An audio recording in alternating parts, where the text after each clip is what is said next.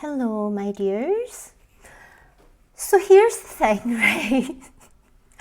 I work in technology and my background is in software testing. So I don't really trust technology because I've seen a lot of things. So for that reason, I'm quite late to this whole ChatGPT thing, okay? Like I wanted to try it when it came out, but I didn't like the fact that it asks you for a phone number in order to use it because I don't want to give my data away. But I recently found a way to use ChatGPT without giving it a phone number, which, in case you're interested, instead of signing up with an email address, you just make like a Gmail account that's unrelated to anything else, and then click on sign in through Google or set up an account through Google, whatever, and that way you don't need to give a phone number. But anyway, so I've been testing out ChatGPT for the last couple of days, and yeah, some of the stuff it comes out with is like scary good. Like I know it can't do things like basic math, but when it comes to, it's a large language learning model. So when it comes to like qualitative things, it's quite interesting. So what I thought we could do today is to take a look on Reddit, no particular subreddit, just like sort of my homepage, and see what ChatGPT has to say about some of these posts and whether or not we agree with them. So let's look into the first one. So the first one is from Am I the Asshole? Am I the asshole for telling my daughter she has to accept my marriage? I, 42-year-old female, am getting married this year. I've known my fiancé for 3 years and he proposed to me this New Year's Eve. I have a 14-year-old daughter and a 12-year-old son. He has a 13-year-old daughter.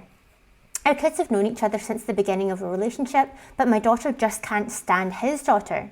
On the other hand, my son likes him and has never had any issues with his daughter. I can't understand the reason, but everything his daughter does is criticised by my daughter.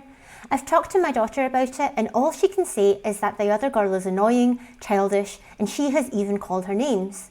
I really can't grasp the problem. I find my future stepdaughter sweet and bright.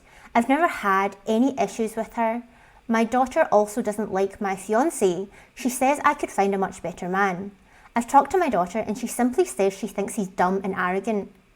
After my fiancé proposed and I accepted, I told my kids and my daughter didn't like it. I expected this reaction. When she met my fiancé, she was extremely rude. I reacted and sent her to a room where I told her to stay quiet and that her opinion doesn't matter to me. Ooh! That's a bit harsh, but okay. I'm getting married and she has to accept it, just like she has to accept sharing a room with her new sister. Oh God, she's gonna fucking hate that. She had a crying fit and hasn't spoken to me for days. I told my sister and my mother and they say I'm wrong. I can't see how I'm wrong. I'm an adult, a mother, and I decide whom I marry, not a teenager who knows nothing about life. Am I an asshole? Edit, I told her she had to accept it and her opinion didn't matter because for the past 3 years I've been trying to understand her reasons for being against my relationship, but she's never stated those reasons. Well, she did. She said he's like arrogant and whatever, right? And that you can do better. She's never stated those reasons, so now I'm getting married. And for those who said I didn't make an effort to build a relationship between my stepdaughter and my daughter, my son travels alone many weekends with my fiancé while my stepdaughter comes to stay with us at home. Even so, my daughter barely interacts and says it's disgusting for the two of them to travel together for hunting. Let's see what ChatGPT has to say. Is this person the asshole? Let's see. It's thinking about it. Is this big enough for you to see? I don't know. Yeah, bigger. So that was me. Okay. This is what he said. Based on the information provided, it seems that the information is complex and it's important to consider the feelings and perspectives of all family members. While it's understandable that you, as an adult and a mother, have the right to make decisions about your own life, it's also crucial to approach the situation with empathy and understanding. Telling your daughter that her opinion doesn't matter and sending her to a room may have escalated the tension and made her feel disregarded. It might be helpful to have an open and honest conversation with your daughter to understand her concerns and feelings. It's possible that there are underlying issues or emotions that she hasn't been able to express. Building a bridge of communication and addressing her concerns could contribute to a healthier family dynamic. Additionally, forcing your daughter to accept the marriage and share a room with her stepsister might be challenging for her. It's important to consider her feelings and provide emotional support during this transitional period. Encouraging positive interactions and fostering a sense of understanding between the children could also help in easing tension. Ultimately, it's essential to approach the situation with empathy, communication, and a willingness to work together as a family. Oh, I think that's so interesting, don't you? Like, it seems to have understood like the context and everything on like as a human, do you know what I mean? Like not just saying yes or no and not just like taking things as like a simple binary thing. I find that so interesting. And to be honest, I kind of agree with what's being said here. I mean, they don't go, although the text was kind of a size, they don't like super go into detail. And explicitly say whether or not this person is the asshole. But don't you think that's just like such a well-rounded kind of response? That's kind of freaky. So let me see, what would I say to this? Is this person the asshole? So her daughter is 14 and the daughter of the fiance is 13. I do agree, like, as I say, it was a bit fucking harsh to say, like, your opinion doesn't matter. Because the thing is, right, yeah, it's your life and it's your relationship, but it's not just your life and just your relationship. This is what happens when you're a fucking parent. You're responsible for other human beings and you need to take those human beings into consideration. That's just a fucking fact. If you didn't want to have to consider anybody else, then you shouldn't have had kids. Sorry, but that's just the fucking truth of it. Do you know what I mean? So, like, as a mother, when you accept a new partner into your life, you're not only bringing them into your life, you're bringing them into the life of your children as well. And by marrying this person and then like presumably moving in together, because if the 12-year-old daughter is going to move in with them, I'm assuming the fiance will too. Do you know what I mean? That's like a major change in your kids' lives too. And in the case of OP's daughter, it's like an intrusion as well into her life, you know, like not only does she have to have this fucking new stepdad that she thinks is an idiot, she also has to have a stepsister that she doesn't like at all, thinks she's childish, whatever. And then she also has to share a room with her. I think you are the asshole, honestly. I think it's one thing to be like, look, I know you're having a hard time with this, but you know, I really love this person and we're going to get married and you know, we're going to have to find a way to work through this.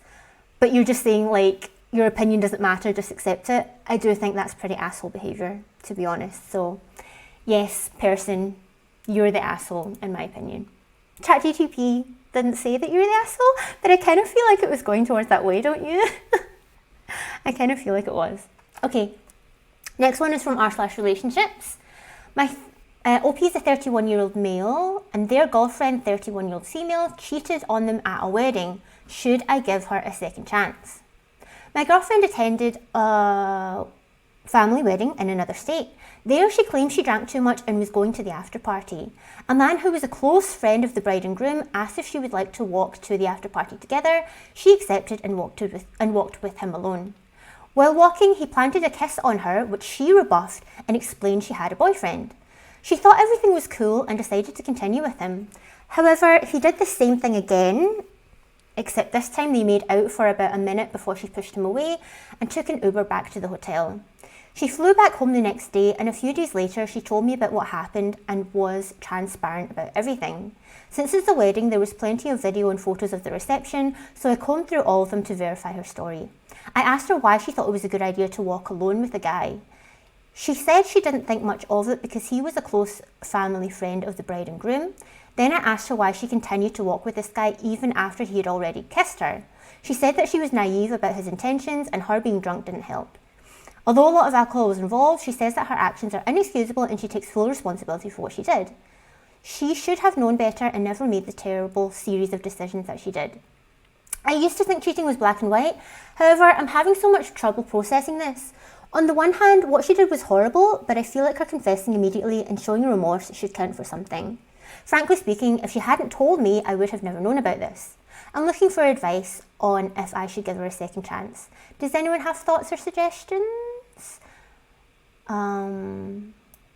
Let's see again. ChatGPT is such like, the phrase ChatGPT, like so just does not run off the tongue, does it? I'm going to start calling ChatGPT Charlie, okay, just because it's easier. because as I say, it just doesn't flow very well. Doesn't roll off the tongue. Okay. Ooh. Charlie's got a lot to say. What have you got for me, Charlie? What do you have for us? I'm sorry to hear that you're going through this difficult situation. Oh, Charlie, you're so sweet. Infidelity can be a challenging issue to navigate, and ultimately the decision to give someone a second chance is a highly personal one. Here are some factors to consider. 1. Open communication. The fact that she confessed immediately and was transparent about the incident is a positive sign. It shows remorse and a willingness to take responsibility for her actions. 2. Understanding motivations. It's important to understand the motivations behind her actions. While her being drunk might have impaired her judgment, it's crucial to explore whether there were deeper issues in the relationship or if this was an isolated incident. 3. Remorse and accountability. Her acknowledgement of the inexcusability of her actions, taking full responsibility and showing genuine remorse are important factors. If she is committed to rebuilding trust and working on the relationship, it could be a positive sign. 4. Personal boundaries. Discuss and establish clear boundaries moving forward to prevent similar situations from arising. Open communication about expectations in the relationship can be crucial for rebuilding trust. 5. Counselling. Consider couples counselling or individual therapy to help both of you navigate through the emotional aftermath of the incident. A professional can provide guidance on communication, trust building, and addressing any underlying issues. Ultimately, the decision to give her a second chance is yours. Take the time you need to reflect on your feelings, the dynamics of the relationship, and whether you believe the trust can be rebuilt. If you find it challenging to make the decision on your own, seeking advice from friends, family, or a therapist, or Reddit, may provide valuable perspectives. Wow, again, I feel like a really solid, well-rounded, considered response, which is so weird. Like, how can a robot be so much more compassionate and considerate than other like real life people? That's kind of like, yeah, wow. I think that's a fucking good answer, actually, don't you? The only part, like, I agree about the stuff about open communication and like understanding the motivations, remorse and accountability. What I don't exactly flinch, but what I have like a kind of star and asterisk next to is the personal boundaries.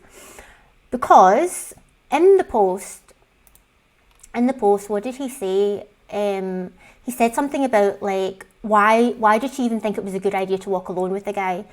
Like, as women, we're just not as safe in the world as men. That's a very unfortunate fact, okay?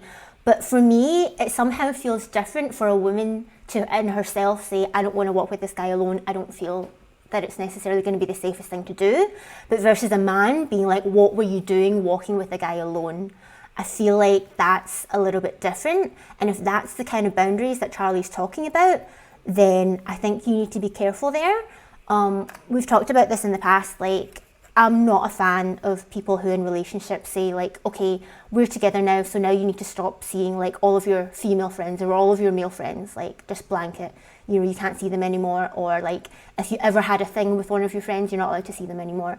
I don't think that's healthy. I don't think that's good. But I do agree that it's important to know what the boundaries are in the relationship, but just be careful that it doesn't necessarily mean that just do everything this guy tells you or everything to make him comfortable, even if it's actually not really the fair thing to do or it doesn't make you comfortable. Do you know what I mean? Does that make sense? But honestly, I think I personally would give her a second chance. Like you say, she was drunk, which isn't an excuse, but it is a reason that why she wasn't really necessarily thinking straight. She told you about it straight away. It was just a kiss, so it didn't go any further than that. She did reject him the first time, and then the second time, after a couple of seconds, she rejected him again. She realised the error of her ways. She'd never done anything like this before. I would maybe still have a question mark on like, okay, was there anything underlying here, or was it just like this isolated incident? It might be a good opportunity for you to just check in on how you are with the relationship in general. But I personally, I would give her another chance, honestly. I would. Cool. What's the next one? Oh, from r/advice, my fiance ghosted me, but is back. I mean, people you're dating ghosting you is one thing, but your fiance? Oh, let's see. So I dated this guy on and off for 5 years. Year 4 we broke up, so he moved home to California with his family. We didn't speak for a year and then one day started talking again over text. That led to phone calls and eventually me going out to visit him every month in California from Colorado. I don't know how far away that is. December of last year when I came to visit, he gave me an engagement ring. That's an interesting way to put it. Usually they say like he proposed, but no, he just gave me the ring. But anyway, he gave me an engagement ring. He was going to move to Colorado and I helped him get a job out here. A week before he was supposed to move here, he ghosted me, like not a word. I begged him to talk to me, even sent him $400 for his rent that month. What, after he stopped talking to you? Not a word. Why are we paying for his rent? Fast forward to April. Wait, how long ago was this? In December of last year, he gave me the engagement ring. He was going to move. Doesn't say when they were supposed to move, but then fast forward. When was this written? Because December of last year was like last month. I think maybe they're confused about the fact that it's 2024 now, because now they're saying fast forward to April. So let's assume this was December 2021 and now we're talking about April 2022. Are you with me? Good. So fast forward to April, he moved to Colorado. He texted me the day he moved here and then showed up at our church. We met up after and I asked him where he went. His only explanation was he didn't know and was sorry. He's then spent the last 8 months trying to make things right and get back together with me. Wait, so did you break up? Because why do you need to get back together? Did you break up after he ghosted you? He definitely has a mean streak and I'm constantly afraid he'll leave. I don't necessarily want to be with him. Girl. I don't know what gender this person is, but girl. I don't necessarily want to be with him, but have so much trauma from him leaving that I can't find it in me to leave. And when he gives me space, I absolutely freak out. I don't know what to do or how to get out of this because I feel mentally trapped. Trapped by what though? Any thoughts or advice? Should I stick around and work through it in my head or just leave? But how? Girl. Let's see what Charlie has to say. What you got? Come on, Charlie. Charlie. Oh my God, so long. Okay. I'm not a therapist. But it sounds like you're going through a challenging and emotionally taxing situation, my dear. Here are some considerations and suggestions. 1. Seek professional help. Consider reaching out to a mental health professional or counsellor to help you navigate through the emotional trauma and anxiety you're experiencing. Absolutely. They can provide valuable guidance, support and coping strategies. 2. Set boundaries. Clearly communicate your feelings and establish boundaries with your ex-partner. If you decide to stay in contact with him, make it clear what behaviours are acceptable and let him know the impact his actions have had on your well-being. I agree. 3. Self-care. Focus on self-care and activities that bring you joy and relaxation. Surround yourself with a support system of friends and family who can provide emotional support during this challenging time. 4. Reflect on your feelings. Take time to reflect on your own feelings and desires. It's important to understand what you truly want in a relationship and whether staying with your ex-partner, see, they're confused too, and whether staying with your ex-partner aligns with your long-term happiness and well-being. 5. Build some independence. Work on building your independence and self-esteem. This can involve pursuing personal interests, hobbies, and activities that make you feel confident and fulfilled outside of the relationship. And 6. Consider a breakup. Taking a break. That's just me applying my own bias there. Consider a break. Taking a break from the relationship, which to be fair, they already had a 1-year break, may provide both of you with the space needed to reflect on your feelings and priorities. This break could be an opportunity for you to gain clarity on whether you want to continue the relationship. 7. Safety first. If you ever feel physically or emotionally unsafe, prioritise your well-being and consider seeking assistance from friends, family or local support services. So Charlie picked up on this as well because when the OP was saying that the fiancé has a mean streak and that and that they are afraid of the fiancé leaving, like sounds as if there might be something going on there. But remember that you deserve to be in a relationship that brings you happiness, security and emotional well-being. It's okay to prioritise your mental health and make decisions that lead to your own personal growth and fulfilment. If you're unsure about what next steps to take, a mental health professional can offer personalised guidance based on your specific situation. Again, I think that's a really solid response, don't you? So considered, so like taking it like into account all the things that the OP said as well. You know, not like, you know, that way if like you send a long message to someone or you ask them like 3 questions and they only reply to like 1 or like okay or something like that. Charlie's not doing that. Charlie's like, I'm going to read your full message and I'm going to answer it fully as well. I like that. But yeah, girl, red flags all over the place. So what was the question? Oh no, that was the other post. Was there a question?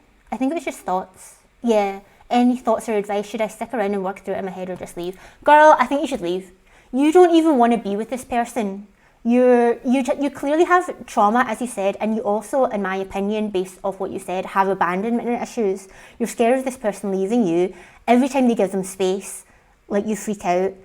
It sounds as if it's not really about the fact that he ghosted you. It's about the fact that you clearly have a lot of issues to work through. So I would, very strongly suggest going to some sort of therapy or counselling for you to work on those issues for yourself, not just in terms of relationships with other people, but your relationship with yourself as well. And as Charlie said, with your self-esteem and whatnot. And again, the way you talk about this person doesn't seem like you want to be with them at all. So it really just seemed that like you're afraid of like being alone or abandoned. And I don't think that staying in the relationship sounds like a healthy thing for you personally. But how to leave? Just be honest. Just be like, look, after this situation with you basically ghosting me happened, it kind of made me realise that I don't really know if I even want to be together. You know, like, why did you say yes? I'm assuming you said yes to the proposal because you said that he gave you an engagement ring, so you accepted it, right? Again, it's weird that they didn't say he proposed. It was he gave you the wedding ring, the engagement ring. But anyway, I'm guessing you said yes, which is not a good idea. Like, if you already are feeling insecure in a relationship and feeling like you potentially don't want to be with a person, why agree to marry them? That just doesn't make any sense to me. Like, don't get me wrong. I believe that a lot of people do it, as well as thinking that babies will solve the problem, which they fucking don't. But do you know what I mean? If you're already not feeling safe and secure in a relationship, don't start taking things to the next level, because that's only going to take your problems to the next level too. You know what I mean? So just have a sit down, be honest, be like, look, after this thing happened, it made me realise that like I don't know if I even want to be together anymore anyway.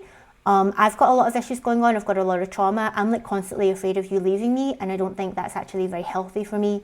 So I want to take some time, work on my damn self, and then just see where to go from there. Really, that's what I would do. But I'm interested to know like why they broke up the last time, how that situation happened. But they say as well he spent the last 8 months trying to make things right and get back together. Are you together or are you not together? This is so confusing. But anyway, I don't think you should be together. Next. This one comes from r/dating over 30. Having a roommate in the late 30s, is that a red flag? I, a 38-year-old female, have been playing around with the idea of getting a roommate, but I'm a bit worried it will have too much of a negative effect on my dating prospects. I have a good career and have no problem paying for my mortgage and bills, but I have a big house and 3 acres where I grow a lot of my own food, have a flock of birds, sell cut flower bouquets at a roadside stand in the summer, mostly for fun, and to help pay chicken feed costs, and I'm really into native gardening. I've noticed lately how so many like Reddit posters, they'll give like so much information that adds nothing to the post. I don't need to know about your fucking backyard farm. Do you know what I mean? But whatever. I love the homestead lifestyle and hope to find someone who is also into it for a long-term relationship. I'm not in a rush though, as I've got a lot going on and some healing to do after my last relationship.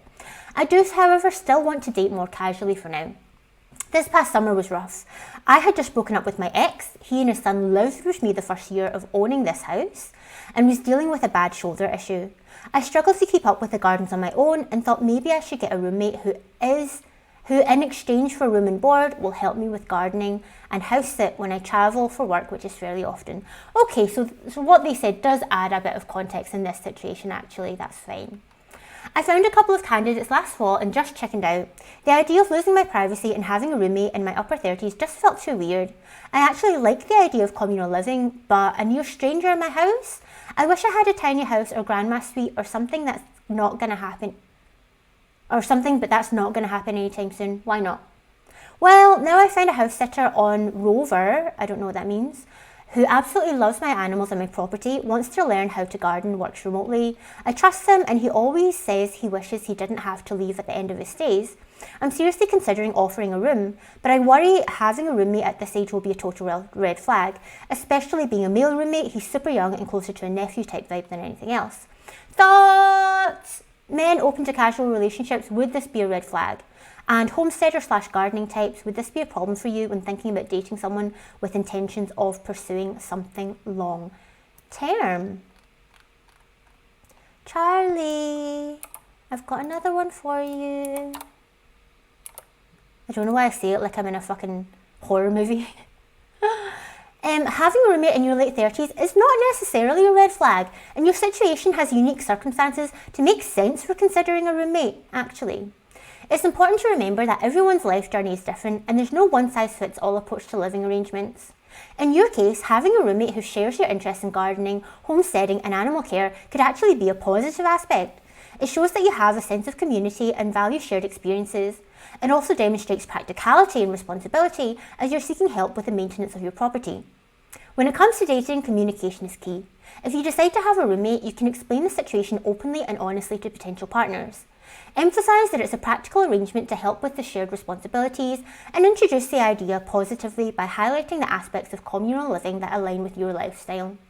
For men open to casual relationships, it may not necessarily be a red flag if they understand the reason behind your living arrangement.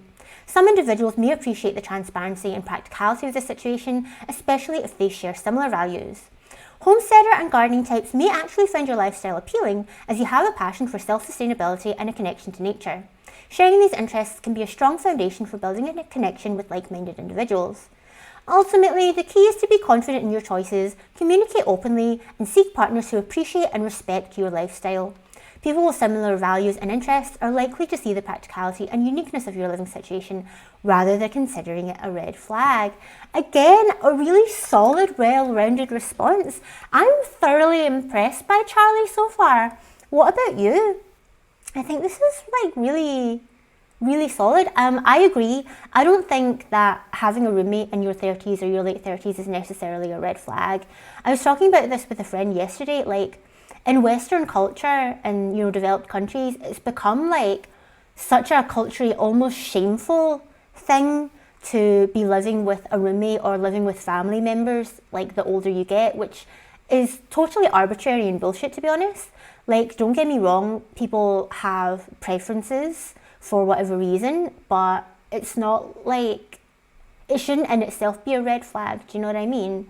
In lots of other cultures, people will live with their family, their parents for a long time, until they get married, or maybe even continue to live there, but then they look after the parents.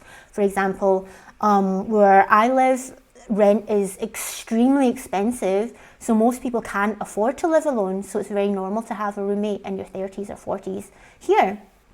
So no, I don't think it's a red flag, and I agree with Charlie. If this is the kind of lifestyle that you want, if this is the way that you want to be living, and you think that it's going to be beneficial to you, your house, your animals, and all this kind of stuff, don't be afraid of other people judging you for it.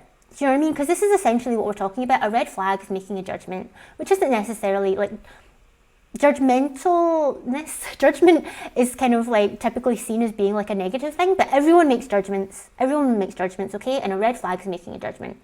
Don't be afraid of how people are going to judge your situation. If it works for you, fine. Why have a worse life situation and have more stress and expenses having to hire someone to come and take care of your property while you're not there, which is quite often? If there's a simpler solution to have someone actually live at the property with you that you would actually quite enjoy, why keep yourself from being able to do that just in case someone else doesn't like it? It has nothing to do with anybody else at the end of the day. And if you come across someone in the dating world who doesn't like it, then that's probably a sign that they're not the one for you. Do you know what I mean? Like if someone is going to judge you poorly for something as simple as having a roommate, then find someone else, really. Do you know what I mean? So no, I don't think it's necessarily a red flag, and I agree with Charlie. It makes sense to have a roommate, I think, in your situation for what you've described. Cool, I have just one more that I picked out. How to avoid a toxic friend who appears to be everywhere I go. This is from r/social skills. So honestly, I'm not the most socially competent person in the world, so I don't usually read from this subreddit, but let's see what Charlie says, okay? So for context, I'm in my freshman year of college. Throughout my life, I've never been picked on for being socially awkward, but this one guy has taken it upon himself to change that. He's the kind of guy who puts you down to look cool in front of others, sounds like an asshole. It doesn't matter if I'm around or not around, I'm always the butt of his so-called jokes. There's nothing about me he hasn't made fun of. The way I walk, look, speak, my clothes, the list goes on. I can't say anything in front of him because no matter what I say, he's going to ridicule me in front of everyone, followed by him laughing at his own joke so loudly you won't be able to defend yourself. I'd rather not say anything and stay quiet, which is great because I've grown more reserved than I ever was. I'm trying to avoid him now, but he appears to be friends with everyone in the class. No matter who I hang out with, he always joins the group with his meat riding friends. I've never heard that phrase. That's why I'm like meatriding. Meat riding friends, whatever, and ruins it for me. He is stuck to me like a parasite. I can't speak to new people because I'm afraid he would chime in and bless us with his wisdom. Sometimes he literally snatches the new person I'm getting to know, and then I'm left all alone. Sounds like this person's kind of obsessed with you, to be honest. Or either you're like seeing things that aren't there, or he's obsessed with you. I've changed my seat in class far away from his, and guess what? He's somehow moved his seat closer to mine again. Now I have resorted to completely ignoring him, not even acknowledging his presence, but he doesn't stop. Please help. Sounds like a dick. Yeah, and not a friend. Why are you even calling him a friend? Let's consult with Charlie. I keep thinking enter is gonna submit it, but it doesn't. Oh, that was me. Okay, dealing with a toxic person can be challenging, but there are strategies you can employ to minimize your interactions and protect your well-being. Here are some suggestions. 1. Establish boundaries. Clearly communicate your boundaries with him. Be firm and assertive without being confrontational. Let him know that you're not comfortable with his behaviour and that you'd appreciate it if he respected your space. 2. Ignore and avoid. Since you've already tried ignoring him, continue doing so. Refuse to engage in any conversations or reactions to his comments. By not giving him the satisfaction of a response, you may eventually discourage his behaviour. 3. Expand your social circle. Make an effort to meet new people and expand your social circle beyond your current group. Join clubs, organisations, or activities that align with your interests. This will help you create connections with individuals who may not be influenced by his toxic behaviour. 4. Speak to friends. If you have friends within the group, share your concerns with them privately. They may be willing to support you by addressing the issue or helping you distance yourself from him during group activities. 5. Seek support from authorities. If his behaviour continues to be disruptive, consider speaking with a trusted faculty member, counsellor or advisor about the situation. They may be able to provide guidance, mediate or take appropriate action to address the issue. 6. Document the behaviour.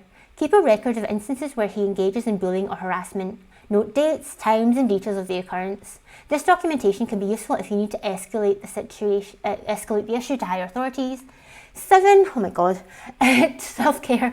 Focus on your well-being and self-care. Surround yourself with positive influences, engage in activities you enjoy and build your confidence. By prioritising your mental health, you will be better equipped to handle challenging situations.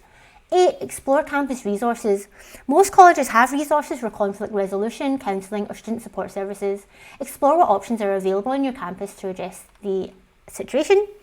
Remember that you have the right to feel safe and respected in your academic environment. If his behaviour persists despite your efforts, don't hesitate to seek help from the appropriate channels within your college. I think that's all very sensible, good advice here. Yeah, what would I do in this situation? So as I say, this person is clearly not your friend. They might even think that they're being like funny or that it's somehow endearing or whatever, but Yeah, I've been around people before who put people down and try and bully people just to make themselves look so-called cool, which isn't cool. You know, this like typical school children thing where people are mean to you because they actually like you, that kind of bullshit. I'm just not up for it. I'm not like interested in that kind of thing. So I would probably do the same as you, just like try ignoring them. Unfortunately, it seems like this person is following you around.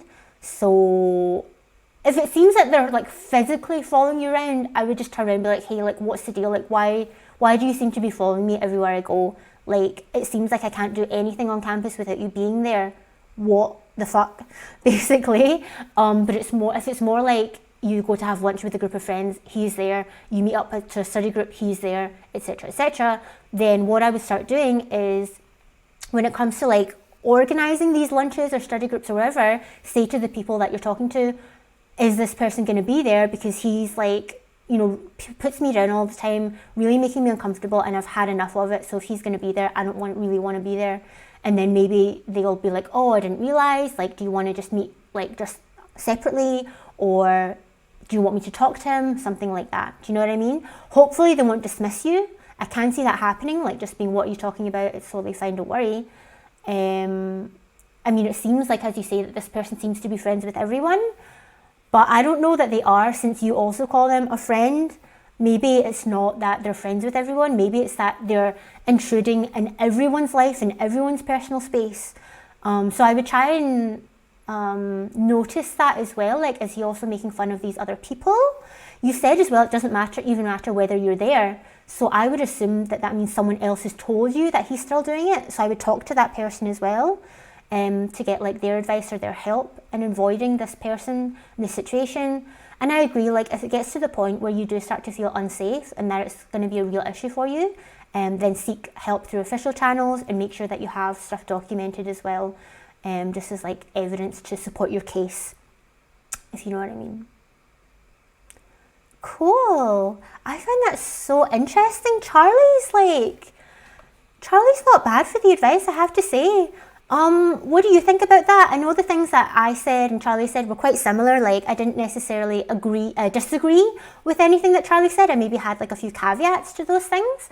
But let me know in the comments below, how do you think Charlie did? What do you think of all this? Are you going to start using ChatGPT as your unofficial life advice coach? Let me know in the comments below. I do hope you enjoyed the episode. Thank you very much for joining me, and I will see you again in the next one. Bye bye.